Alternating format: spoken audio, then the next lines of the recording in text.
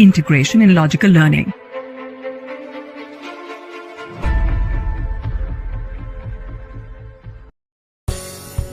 Evolution presents Weathering and Soil Formation Part 2 by Barsha Goswami. What is soil? Soil is the loose material of the earth's surface in which the plants grow. It is usually formed from weathered rock or regolith changed by chemical, physical and biological process. Weathering is the key part of the process of soil formation. Soil formation starts with weathering of rock masses and accumulation of weathered materials on the surface of the rock masses. Formation is influenced by climate, types of rock, types of vegetation, decayed organic matter or humus, air, water and length of time. Rocks that are passive reservoir of minerals by weathering and physical, chemical and biological changes turn into soil, that is active reservoir of minerals. Composition of soil. Soils have four main constituents or components. Weathered rock particles, that are the main ingredient. It includes all minerals inherited from the parent material as well as those formed by recombination from substances in the soil solution. Organic matter. Organic means coming from living organisms. Soil organic matter comes from the remains and waste product of plants, animals and other living organisms. It forms humus. The end product of breakdown of dead organic material is called humus. One more composition of soil is water and the next one is air. Normally, both air and water fill the voids in soil. Factors affecting soil formation. Soil form from the interplay of five main factors, namely parent material, climate, relief, time and organisms. Parent material. This refers to the mineral material or organic material from which the soil is formed. The type of rock influences the soil properties such as color, texture, structure, mineral composition and so on. For example, if soils are formed from an area with parent rocks of red sandstone, the soils will also be red in color and have the same feel as its parent material. Climate. This is the most important factor of soil formation. Two important climatic components, temperature and precipitation, are key. They determine how quickly weathering will be and what kind of organic materials may be available on and inside of the soils. Moisture determines the rate of chemical and biological reactions. Soil forms faster in warm and wet climate. Relief. This refers to the landscape position and the slopes it has. It influences soil profile, thickness and drainage of soil. Steep, long slopes tend to have less fertile soil because low temperature, slow rate of weathering and higher precipitation rate. The water will run down faster and gravity removes soil from steep slopes.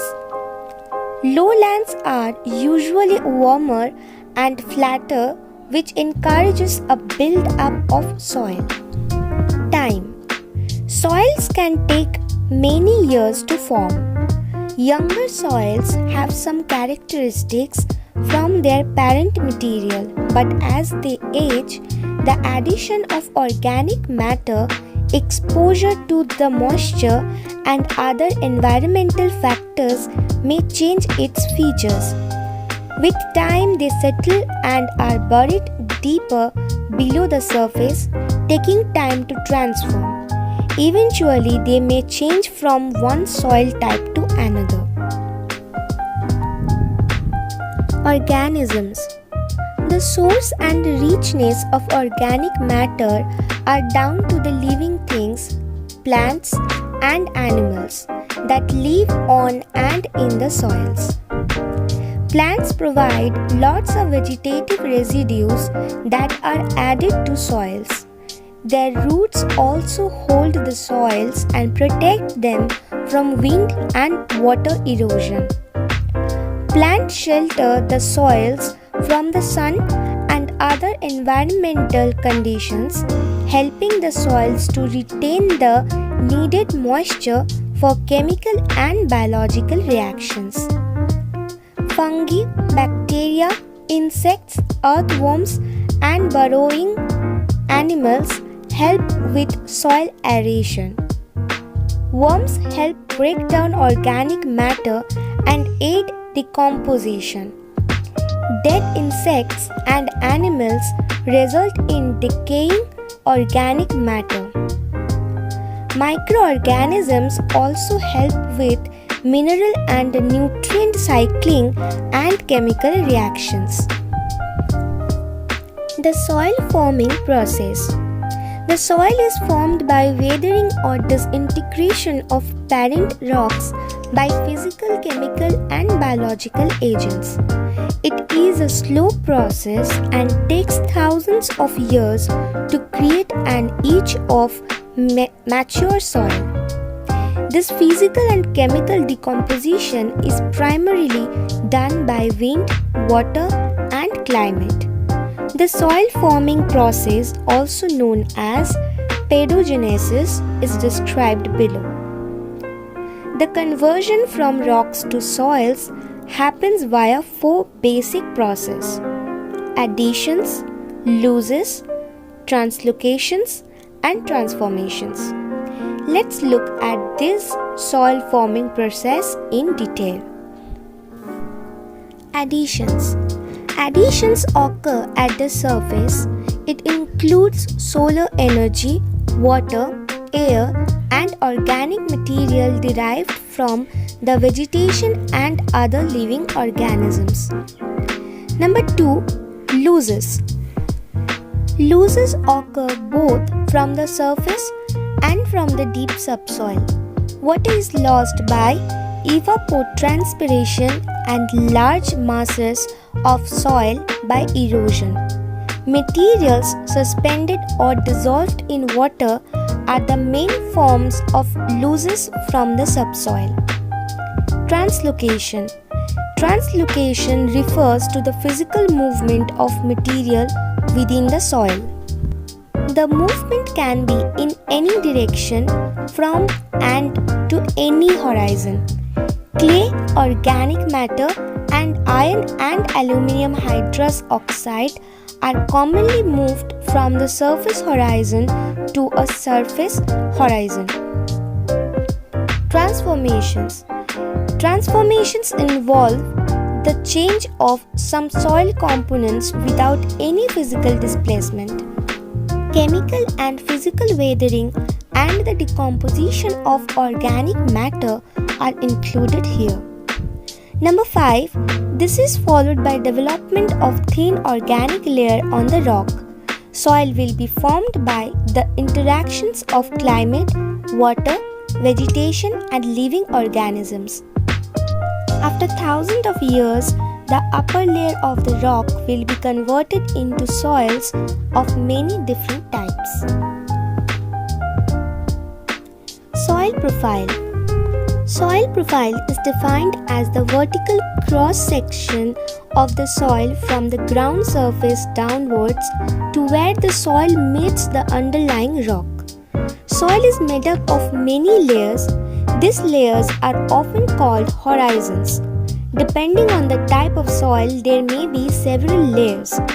The three main layers of horizons of soil are topsoil, subsoil, and parent rock. Organic or the O horizon. The organic or humus layer is the upper layer of topsoil, which is mainly composed of a thick layer of plant remains such as leaves and twigs. It is black or brown in color. It contains 20 to 30% of organic matter. Topsoil or the A horizon. Topsoil is considered the A horizon. It is a fairly thin layer, 5 to 10 inches thick, composed of organic matter and minerals. This layer is the primary layer where plants and organisms live. It is also known as the root zone. The E horizon. The E horizon is usually lighter in color, often below the O and A horizons. It is often rich in nutrients that are moved down from the top A and O horizons. It has a lower clay content and is common in forested lands or areas. Subsoil or the B horizon. Subsoil is considered the B horizon. It contains less humus, rich in minerals, clay, iron, and organic matter that moved down through a process called eluviation from the A or E horizons accumulated here. Parent material or C horizon. The deposit at Earth's surface from which the soil developed. It is made up mostly of large rocks. Bedrock or R horizon. The bedrock is made up of a large solid mass of rock. This is not soil and is located under the C horizon. It is the unweathered parent material. Rock types found here include granite, basalt, and limestone. Why is soil important? Soil plays a very important role in supporting life on Earth. Plants. Many plants need soil to grow. Plants use soil not only for nutrients but also as a way to anchor themselves into the ground using their roots. Atmosphere. Soil impacts our atmosphere, releasing gases such as carbon dioxide into the air. Living organisms. Many animals, fungi, and bacteria rely on soil as a place to live, habitat for many insects and other organisms. Nutrient cycles. Soil plays an important role in cycling nutrients, including the carbon and nitrogen cycles. Water. The soil acts as a filtration system for surface water, carbon store, and maintenance of atmospheric gases. They also support buildings and highways and contribute to the economies of our cities, provide a base for prosperous agriculture, and thus supports population. Soil erosion and its causes. Soil erosion is the natural process in which the topsoil of a field is carried away by physical sources such as wind and water.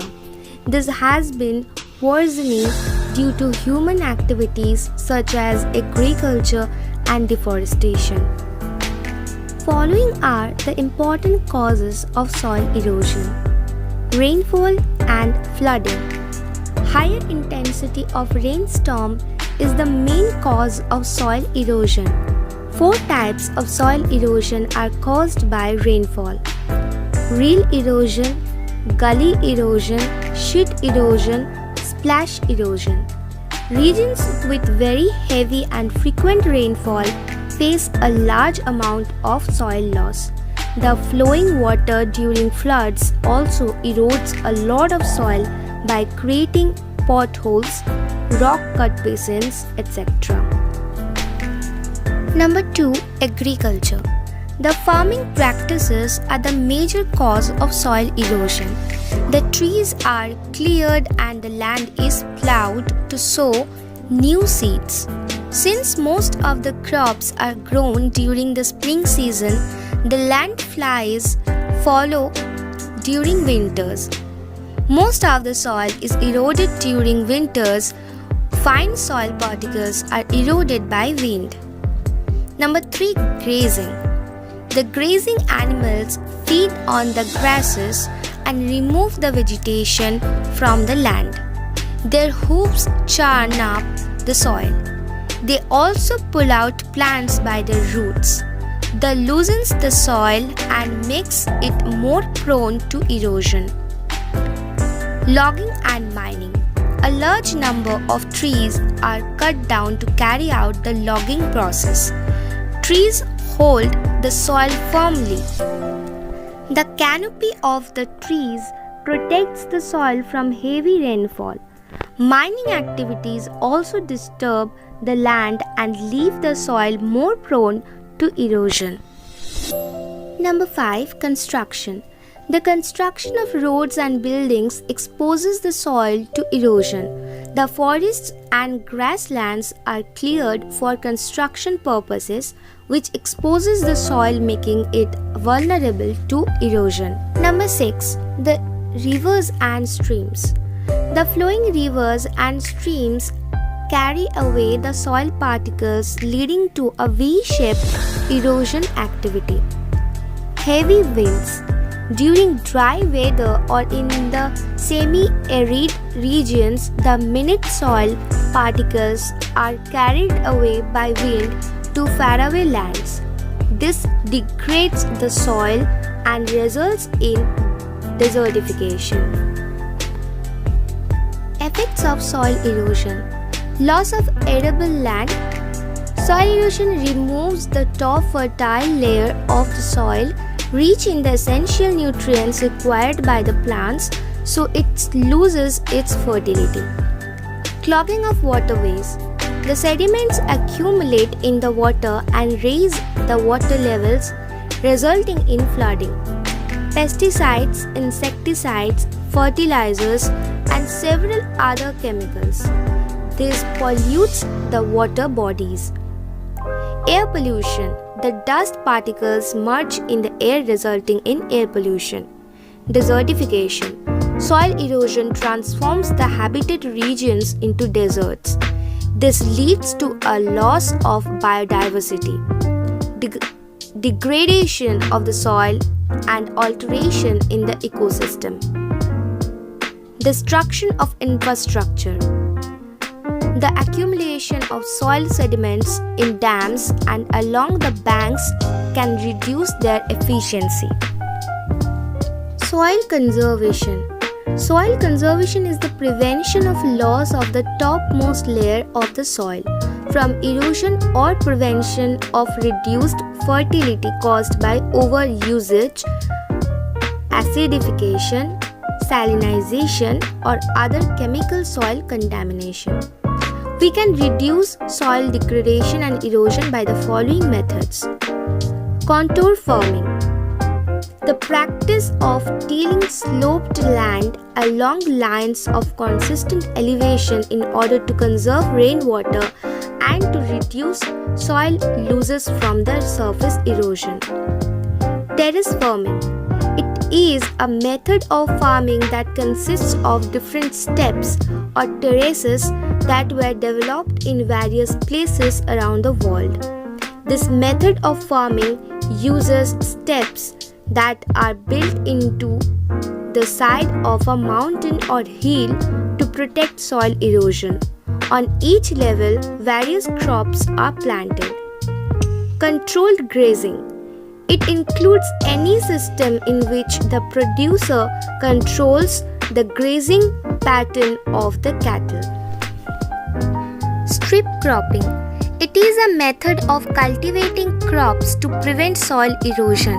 In strip cropping, different crops are grown on the same field in different strips or patches, usually alternatively. It is very useful in crop rotation. Afforestation. It is the process of planting more and more trees in order to prevent soil erosion and natural calamities. Planting trees or sowing seeds in a barren land devoid of any trees to create a forest. Crop rotation. It is the practice of the growing of different crops in succession on a piece of land to avoid exhausting the soil and to control weeds, pests, and diseases. Hopefully, this session will be helpful to you. Thank you, my students.